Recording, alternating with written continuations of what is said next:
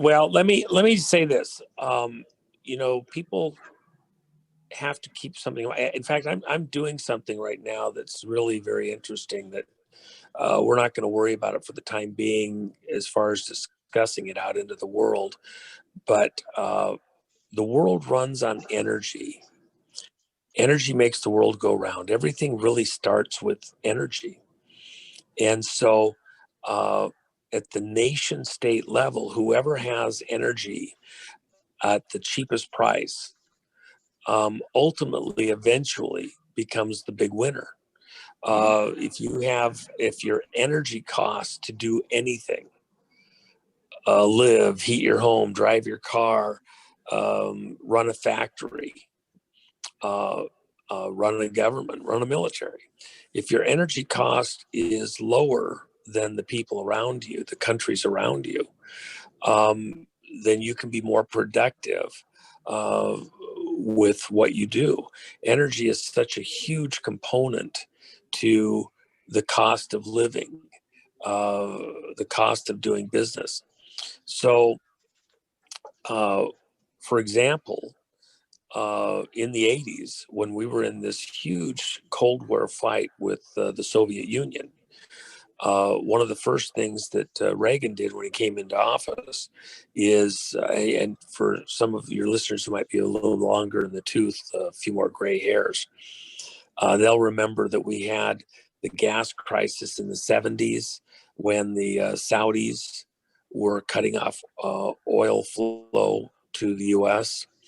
And we had been allowed to get into a position where we were dependent on foreign oil production. Aramco, Arab American Oil Corporation, that's Standard Oil. Standard Oil is the American side, Arabs being the Saudi side, and this whole OPEC thing. So OPEC countries working together as a cartel cut off the oil flow to the United States, and we had started to drop off in our oil production. So we were in this little window where we needed, we had to work a deal, if you will, with Aramco. I would go further and say that this was a Rockefeller issue, but and many people did at the time. But it's a more involved conversation. At the end of the day, we were at the whim and will of foreign interests. Back in those days, you only got to get gas at the gas station based on whether your license plate was an odd or an even number. And so every other day, Wednesday might be odd numbers and Thursdays might be even numbers. And then you could go get gas. If you want to go off driving a long trip, you could run to the end of your tank of gas, and then you might have to wait a day before you could go further. If you you weren't allowed to bring gas cans to the gas pumps because you might be trying to hoard gas, and a lot of places limited, you could only get up to 20 gallons of gas or something. And so if you had a truck and you're out in farm country and you're trying to actually do real business, you had to get an exemption if you qualified, or if you had a business reason, you had to get an exemption. And it really just throttled the economy of the country. And you have to think about what I'm saying. It throttled the economy. It choked it down. And then they said, well, you can only drive 55. The roads were made, to do 75 plus. If you're out in Montana, you drove, the speed limit was safe and sane in those days. And a lot of people went between localities 80, 90 miles an hour out on the freeways. Why? Because you're in flyover country out there in West Texas. Oh my gosh. And 55, it'd kill you. It might make sense in New York. It might make sense in LA. But it was insane in other parts of the country. And it choked the economy back so far and made us dysfunctional. In many cases, it made us non-functional. And it was all around that energy. If you remember, even up here more recently in the 2007, 8, 9 era, gas prices had dropped down fairly low, And then people were, encouraged to get rid of your gas guzzler, or your old car, whatever, and buy something new. And you got all these encouragements to buy a new car that got better mileage and wasn't polluting and as bad and everything else. Not everybody was in a position to do that. That was folks that were doing well, but a lot of people, were still struggling. And then they shot the gas prices to the moon for a period of time, and that's what really crunched the housing market and the construction market and sent the economy into a tailspin. And it was all related to gas prices. That was the trigger. Um, During the Reagan administration, I started mentioning a minute ago, and it's very relevant. When we had the Cold War, what Reagan did is the Russians, because of high gas prices like that, they were doing all sorts of oil development projects with people from all over the world, and governments all over the world. They were spending money hand and fist to develop their oil production capacities throughout Russia. What Reagan did is he allowed domestic production to go up radically, and then we opened up reserves and things like that, and we brought the price of gas down and oil down radically. We also arm twisted the Saudis, who had a bunch of issues locally with what was going on in Iran and Iraq, and they increased production radically and brought down fuel prices also. And that was used as a weapon of war by other means.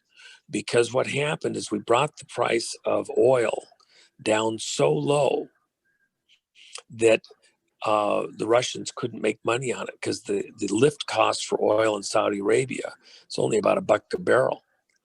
And we brought down the price of oil, per barrel down to, like, in some cases, $7 and $8, mostly around 10 or so. Well, those big expensive projects across Russia were all based on oil that was much higher, 2 and 3 times that price. So across the Soviet Union, they literally walked away from oil drilling projects that were near completion. And because it wasn't going to pay to do them, to finish them, they just walked away, and the pipe just rusted right there where it was at. The drilling rigs just rusted away right where they were at, because there was no value even in scrapping, practically, to bring them back and scrap them, because it costs more to bring the metal back than it was going to be worth at the scrap mill. And so when we defeated the Soviet Union, remember, the Soviet Union doesn't exist anymore. Mm-hmm. People that talk about, a World War III, excuse me, we won World War III. The Soviet Union doesn't exist anymore. That Cold War is over. Whatever's going on today with Russia is very distantly related to those issues at that time. We won World War III, and we won it in part based on an energy war on the price and cost of energy. Now, I'll bring all of that up current today.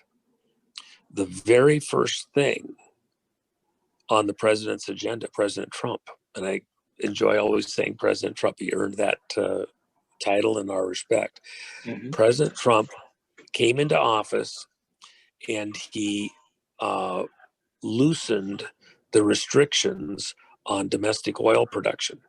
He ramped up, by loosening the restrictions, the companies did what they could do. All they had to do is have the chokehold taken off of them, let loose the reins a little bit, and they took off. And so domestic oil production went up radically in this first term with President Trump. We became oil exporters in almost no time at all, as opposed to having to get energy from other parts of the world. Because we have enough energy domestically being produced, we increased the number of jobs here in the U.S. related to our energy production. we reduced our need, not just for us, but for the rest of the world, on Mideast oil and oil from other parts of the world. That means that we were able to bring troops home who aren't protecting other people's business. And by the way, you can say anything you want about Saudi Arabia, but you know what? Those people, they don't think very American. The way that they treat their women is horrendous. The way they treat their less privileged citizens is horrendous and really inexcusable. If most of your listeners knew what the day-to-day life was like for the average person in Saudi Arabia, I think you'd be pretty appalled. And across a lot of those nations, and yet we're supporting them with our uh, not just our monetary support buying their oil, but the military protection and support and intelligence agencies and State Department protection. Remember, where was John Brennan working before coming back and being head of CIA under Obama? He was the station chief for Saudi Arabia on the oil. Mm-hmm. So we've been tainted, cooked, controlled by a certain crowd for a very long time, and energy is where it starts. But beyond oil and gas, there's other opportunities for us as a country that we need to pursue, not just for ourselves, but for the rest of the world. We need to think the next 50 and 100 years. And these things don't happen overnight.